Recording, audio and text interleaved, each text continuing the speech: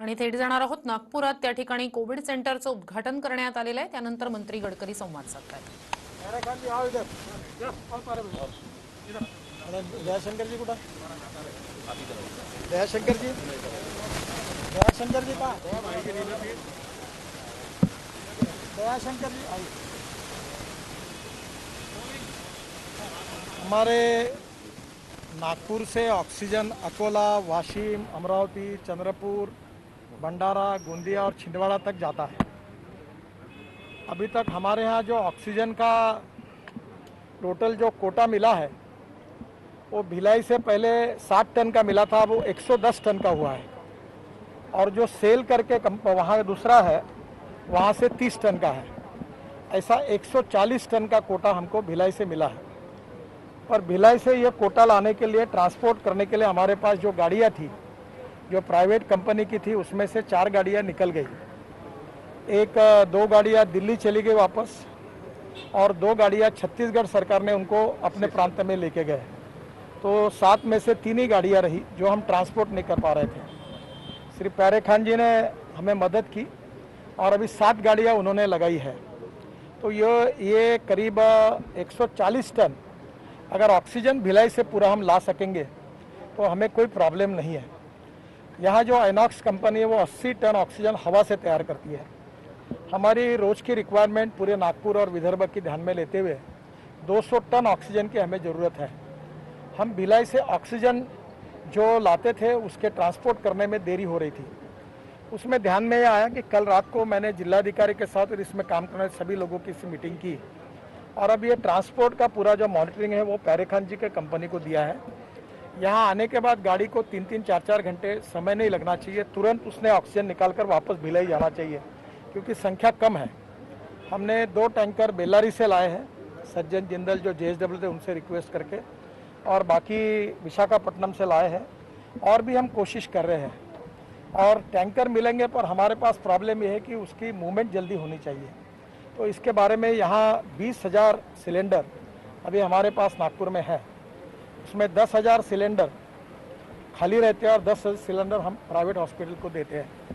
ये जो प्लांट है इसमें भी विश्वेश्वरैया कॉलेज ऑफ इंजीनियरिंग के प्रिंसिपल को कल रात को मैंने फ़ोन करके, इस प्लांट में कभी पावर का प्रॉब्लम आता है, कभी मैकेनिकल का प्रॉब्लम आता है, तो इस प्लांट के बारे में भी कहाँ उनको क्या सपोर्ट देना चाहिए, इसके अध्ययन करने के लिए आज उनकी टीम को भेजना, सब जगह भेजने की बात की है। अब इसका ऑपरेशन जो है वो पूरा करेक्ट ऑपरेशन, और मेरे विश्वास है कि अगर उनको मिला हुआ ऑक्सीजन अगर ला पाएंगे तो ऑक्सीजन की कमी नहीं रहेगी। इसके अलावा ऑक्सीजन कॉन्सेंट्रेटर जो है वो, NCB, वेंटिलेटर्स हमने बड़े प्रमाण पर विदर्भ के सभी तालुका तक, वो भी डिलीवरी आने में अड़चन होती है।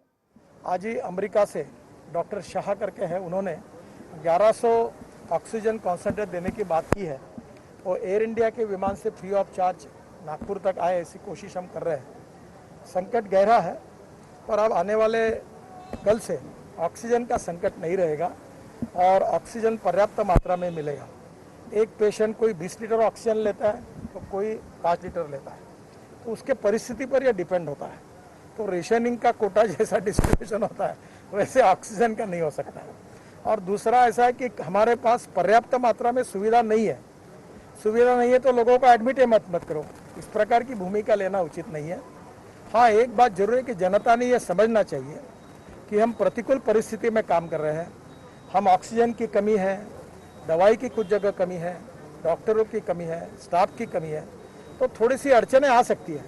पर लोगों की जान बचाने के लिए हम लगातार एक्सपेंशन कर रहे हैं बेड्स का। हमारे पास पूरी व्यवस्था कभी है, कभी थोड़ी कम है, फिर भी कर रहे हैं, क्योंकि लोगों का प्राण न जाए। लोग कहीं ऐसा ना हो कि वो बेचारे इसमें कोई मदद के बिना उनका मृत्यु हो। तो ये थोड़ा सा लोग भी इसको सहयोग करें। और सबसे अच्छी बात इन्हें जो दवाई थी, कौन सी, रेमडेसिविर, तो उसके बारे में मुझे खुशी है कि उसका कल से प्रोडक्शन शुरू हो रहा है और 30,000 रेमडेसिविर हमको रोज के मिलेंगे। और हमने वर्धा में, और उसके टीम हैदराबाद से कल आई है, उनकी ट्रायल शुरू है, कल प्रोडक्शन पर जाएंगे ऐसी उम्मीद है। तो 30,000 जो है उसका डिस्ट्रीब्यूशन अभी हम लोग नागपुर शहर, जिला और विदर्भ के 9 जिलों को देंगे। फिर महाराष्ट्र में जहाँ जहाँ आवश्यकता होगी उनको भी देंगे।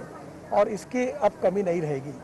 तो ऑक्सीजन के कारण भी हमारी समस्या थी, उसमें 5-7 हॉस्पिटल में हमने CSR में हवा से ऑक्सीजन तैयार करने की तैयारी कर ली है। तो ऑक्सीजन का प्रेशर कम होगा, सिलेंडर का प्रेशर कम होगा। हमने सिलेंडर भी 300 लाए हैं। आज इस हॉस्पिटल के लिए 25 सिलेंडर ना 50 सिलेंडर हमने दिए हैं। करीब 40 सिलेंडर पकवासा के लिए दिए हैं, 15 सिलेंडर सावनेर में रोटे करके हॉस्पिटल में भेजे, 10 सिलेंडर ब्रह्मपुरी में भेजे हॉस्पिटल के लिए। और जहाँ जहाँ ज़रूरत पड़ी है उनका ईमेल करके मैं लगातार संपर्क में हूँ और हम लोग सब प्रकार की मदद कर रहे हैं। एक ही मेरा फिर से अनुरोध है कि इस समय हमारे सभी लोग, डॉक्टर, नर्स, राजनीतिक कार्यकर्ता, सामाजिक कार्यकर्ता, ये सामाजिक सेंसिटिवनेस, संवेदनशीलता का परिचय दें, एक दूसरे को मदद करें। संकट गहरा है। और दूसरी बात मुझे आपसे ये कहनी है कि हम एक दूसरे को मदद करते समय ये भी बात ध्यान में रखें कि हम खुद को प्रोटेक्ट करें। जो सरकार ने नियम दिए उसका पालन करें। मुझे विश्वास है कि कल एक अच्छा साइन आया है, क्योंकि कॉन्फिडेंस बढ़ाने की आवश्यकता है। कल अच्छा साइन यह है कि हमारे इसमें से कल रात तक पेशेंट जो कोविड ग्रस्त थे उनकी संख्या काफ़ी बड़े प्रमाण में कम हुई है।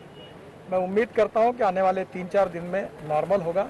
लोगों ने हिम्मत रखनी चाहिए, हौसले बुलंद रखने चाहिए और इस संकट पर हम मात करके निश्चय आगे निकल जाएंगे। इसी विश्वास के साथ आप आपकी चिंता करिए, यही सबसे